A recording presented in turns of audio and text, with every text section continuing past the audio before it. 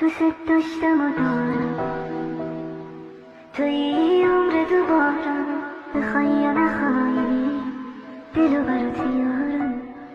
اینو گفتم و میگم بدون تو هم میمیرم، تو که نیستی من